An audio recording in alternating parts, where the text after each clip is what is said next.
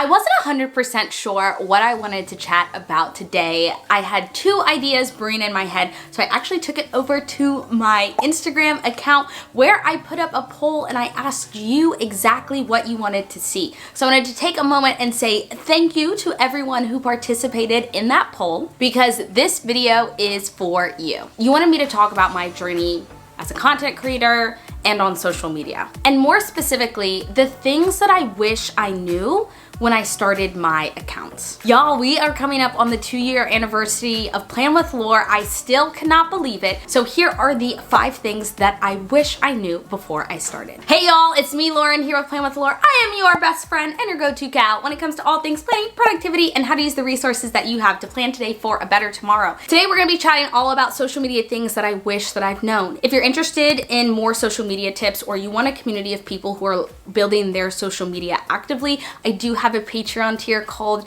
the Social Star, and each week I'm delivering you new updates to Instagram and YouTube, as well as different ideas of things to post or ways to serve your audience in general. We also have a monthly call where you guys can pick my brain and I can answer any of your questions, as well as some mini trainings. So if you're interested in that, check out the link in the description down below. If you're someone who's been posting on social media, maybe you have your own brand, your own business, let me know in the comments down below, what's one thing you wish you knew before you started? I'm gonna be honest with you guys, I didn't start Plan with Laur with the intention to build any type of business or anything like that. So when I first started my Instagram, I had no intention of making it a business whatsoever. I was looking for a community. I was lonely, I was sad, and I was looking for something to channel my energy into. Hence how Plan with Laur started. But after about 6 months, I realized that there was a lot of potential. I'd made some really supportive friends that encouraged me to kind of pursue it more. I will say this, I have studied and I have worked in social media before, so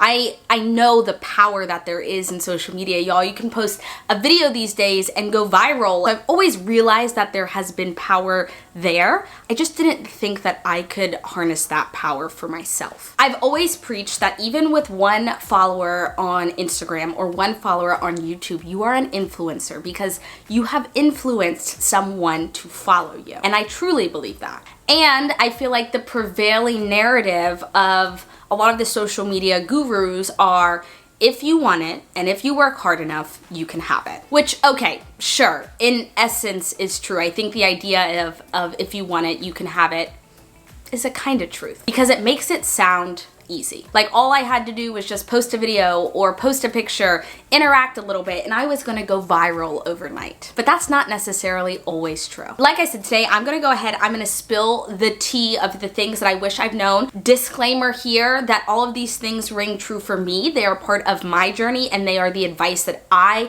personally wish that I have known. Might be different for you or might be different for a different creator. Number 1 is social media is really hard. That's simplistic. I get it. I know. I'm gonna elaborate. But my first 2 years of Plan with Laur, y'all, have been marked by a lot of sleepless nights. Someone who works in the corporate environment, I felt like I've really had to learn to prioritize how to spend my limited amount of hours in the day, which means a lot of my social media stuff gets done on the weekend. I have missed going out with friends and doing other things for the sake of a video being filmed and uploaded on my content schedule. I have consistently worked 80-hour weeks to do my corporate job and to still give Plan with Laur the amount of time and attention that I believe that it needed. Even though now that I have a team of people who I work with and who help with Plan with Laur, I still work almost every single day in some capacity on my brand. From emails to posting, to fielding calls, to pitching brands, to creating next week or next month's content. There's just a lot of work that goes into it that I wasn't prepared for or that nobody really had talked about. And listen, I'm not scared of hard work by any means, but especially when I was first starting out, the amount of work that I was putting in for such little results was a little devastating. So it's not for the faint of heart. Now, the thing that I think is important to note here is that I love it. I get so excited by seeing what does well. I love filming videos. I love interacting with people. That can still ring true and it still be a really hard work at the same time. The second thing that I wish that I would have known is that you have to work in your business first. Now I call Plan with Laur business because that is what it is. I am a registered LLC and I have hopes of being able to move this into an S Corp and then, you know, other goals to hire people and do other things, but it is a business. And even though it just started out as a hobby and it just started out for fun, by accepting brand deals and by having W-9s and W-2s and having to file taxes, it is a business. When I first started out, I posted on Instagram and I got followers. And I was like, great, amazing, I got followers, let me make a YouTube. So then I immediately made a YouTube and I hadn't really figured out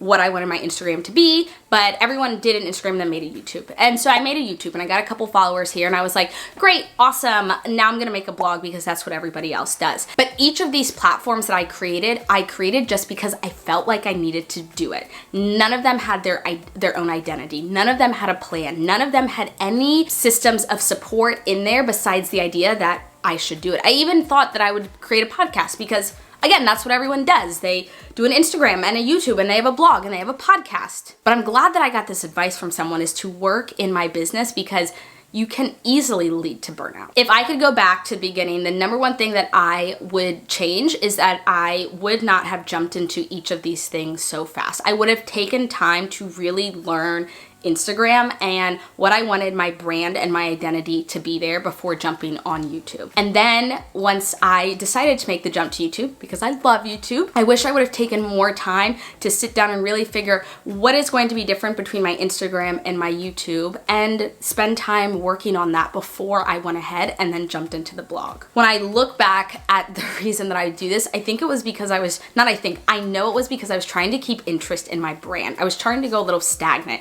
My content across all of the platforms pretty much mimicked each other.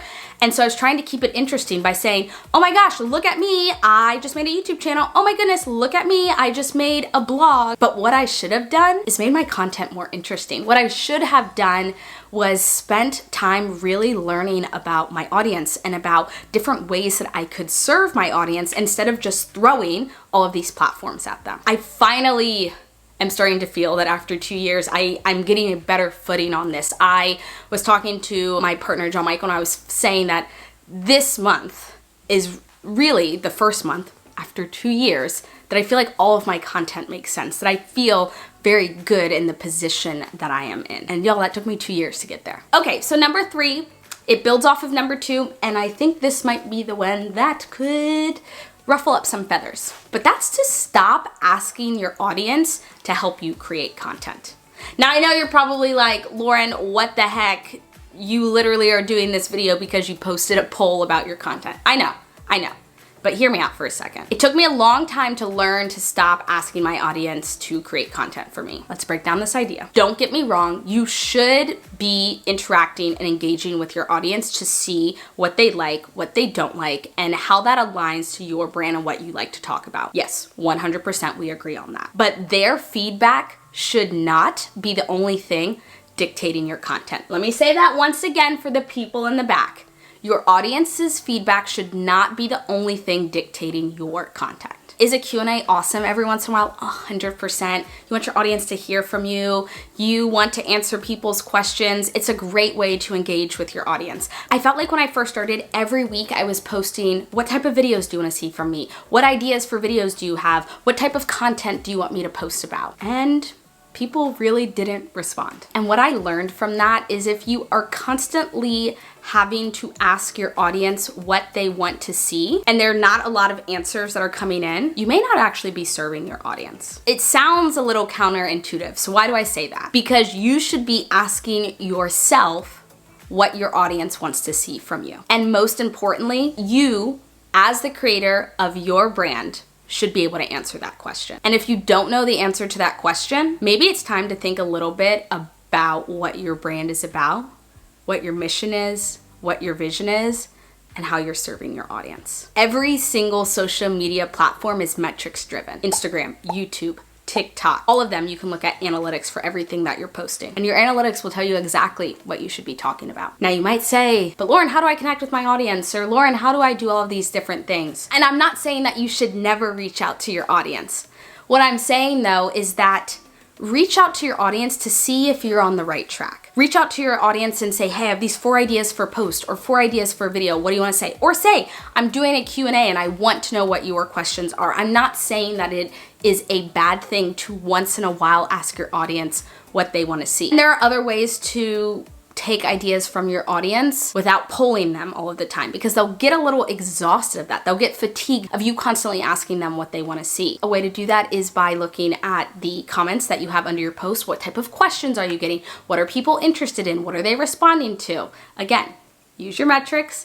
Your metrics are telling you what your audience wants. Number 4, there's a very competitive side to influencing. Yep. I just had to say it. Now, while the influencing community, and myself included, really preach community over competition, there still is an aspect of competition. And sometimes that just really freaking sucks. A lot of the time, especially when you're in the same niche, you may feel like you're competing for brand deals, or maybe you're competing for the same ideas of stuff to post. And sometimes it is exhausting, but sometimes it's also motivating. Sometimes fellow content creators make me motivated to wake up and create more content. But sometimes the competition makes you wonder, why are you even doing this anymore? And what I wish I knew is that this was a part of creating a brand. Well, there are so many awesome sides to social media, and I love social media.